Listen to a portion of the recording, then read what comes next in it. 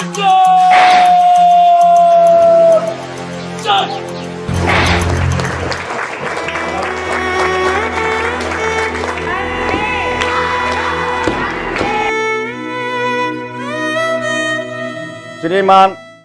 जो नौजवान मेरे साथ बैठे हैं, क्योंकि फौजी कभी बूढ़ा नहीं होता, ये सना जुआन रहता है।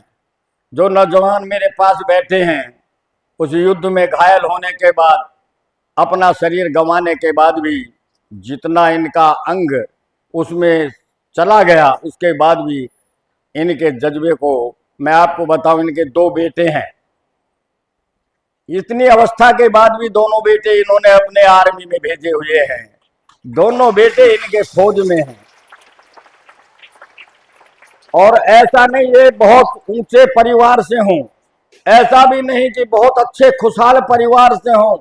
पर्वतीय क्षेत्र में जन्म लिया, उत्तराखंड के अंदर पौड़ी गढ़वाल जैसा क्षेत्र, जिस क्षेत्र में आने जाने का भी रास्ता सही नहीं था, उस क्षेत्र में कक्षा 12 तक शिक्षा लेने के बाद 5 गार्ड में इन्होंने अपनी ज्वाइनिंग की। उस ज्वाइनिंग के बाद देश के लिए इन्होंने जितनी सर्विस की उस जज्बे के साथ की। जब श्री मोहन सिंह रावत जी इंटर पास करके भर्ती के लिए लाइन में खड़े हुए और जब इनका वहां चुनाव हो गया, इनका सिलेक्शन हो गया, उसके बाद जब इनकी ट्रेनिंग होती है तो सबसे पहली ट्रेनिंग इनकी राजस्थान के अंदर होती है, कोटा के अंदर। कोटा में ट्रेनिंग लेने के बाद इनका अपॉइंटमेंट होता है।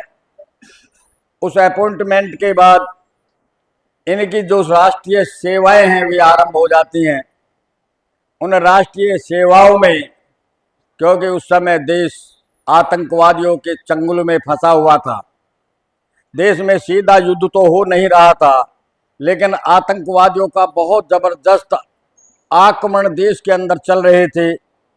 चाहे वे कहीं रेलवे स्टेशन पर हों, चाहे वे हवाई अड्डे पर हों, चाहे वे किसी मंदिर में हों, चाहे किसी मेले में हों और चाहे किसी होटल में हों, बहुत सारी घटनाएं उस काल में चल रही थीं।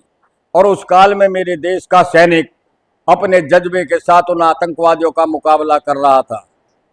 और जिस समय ये 1999 में कारगिल का युद्ध होता है तो इनका वहां से ट्रांसफर कारगिल के लिए हो जाता है। कारगिल के युद्ध में जब आतंकवादी देश छोड़कर भाग जाते हैं, लेकिन कुछ आतंकवादी फिर भी बंकरों में छुपे रह जाते हैं। 6 अगस्त 1999 को जब इनके साथ घटना घटती है तो उस समय वे आतंकवादी एक ऐसे बंकर में छुपे हुए थे जिस बंकर को इनकी टोली को जानकारी नहीं हो पाई कि इस बंकर में कुछ आतंकवादी छुपे हुए हैं। जैसे ही ये अपने साथियों को लेकर आगे बढ़े, वैसे ही उन्होंने फायरिंग शुरू कर दी। जैसे ही फायरिंग शुरू होती है, क्योंकि ये उस समय उस टीम का कमांडिंग कर रहे थे, इनके कमांडर थे इनके साथ, जैसे ही फायरिंग होती है तो ये तुरंत जमीन पर लेट करके उसका जवाब देना शुरू कर देते हैं। पहले 2 आतंकवादियों को मारने के बाद जब इन्हें ये लगा कि अब आतंकवादी मारे गए, लेकिन फायरिंग फिर शुरू होती है, तो फिर ये अपनी फायरिंग शुरू करते हैं। लेकिन उस फायरिंग से पहले इनकी बाजू में गोली लग जाती है। लेकिन उस गोली लगने के बाद भी फायरिंग करते हैं और 2 आतंकवादियों को और ढेर कर देते हैं।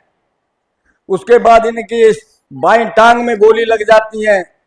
उसके बाद भी ये अपना एक हथगोला फेंक करके, ग्रेनेड फेंक करके ये वहां की चौकी को तबाह कर देते हैं। लेकिन इसी बीच इतनी जबरदस्त आतंकवादियों की ओर से फायरिंग होती है कि इनके शरीर में 17 गोलियां घुस जाती हैं।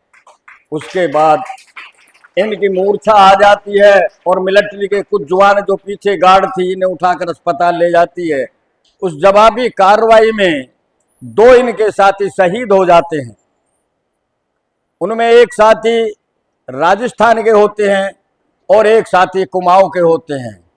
तीसरे ये साथी भी उस समय, क्योंकि इनका मकान और हमारा मकान आसपास है, तो सूचना आती है कि कैप्टन मोहन सिंह रावत शहीद हो गए हैं। तो हमारे क्षेत्र में उस समय एक ऐसा माहौल बनता है, क्योंकि उस समय ऐसी बढ़िया श्री अटल बिहारी वाजपेयी जी के द्वारा तैयारी थी कि यदि मेरे देश का कोई जवान शहीद होता है तो उसे बड़े सम्मान के साथ उसके क्षेत्र में लाया जाए और सम्मान के साथ उसकी अंतिम क्रियाएं करवाई जाएं।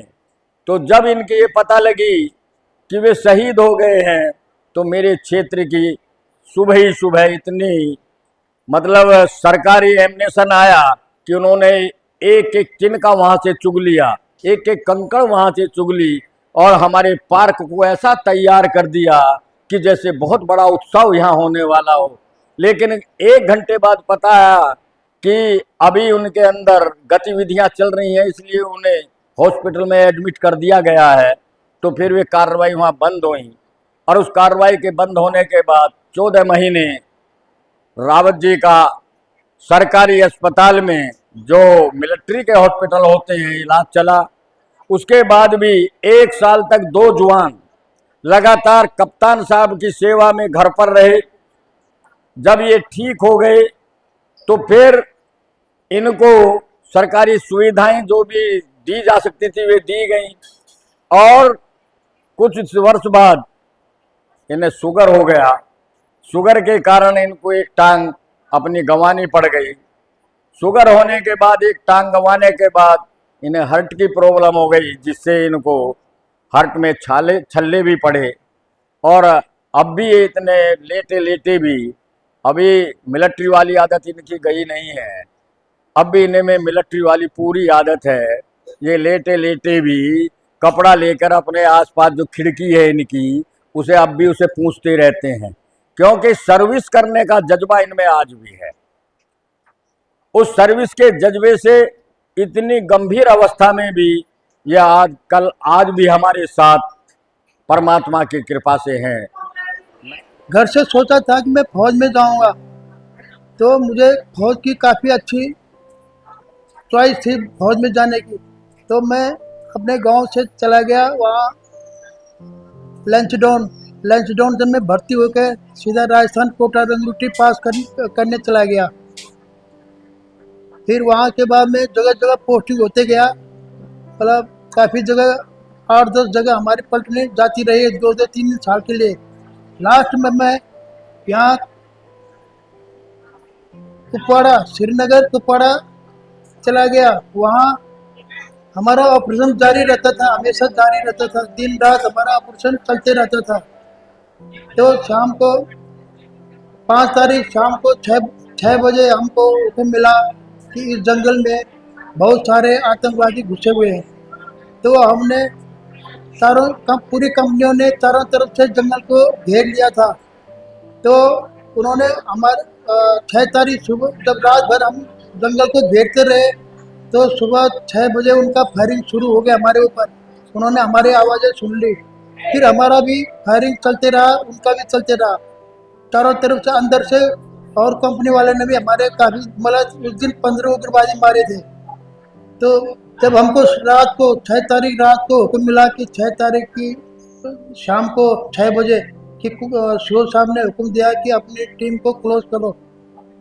हम क्लोज होने निकले तो आगे एक उग्रवादी ने 3-4 उग्रवादी घुसे थे जंगल एक उसमें उसके बंकर के अंदर।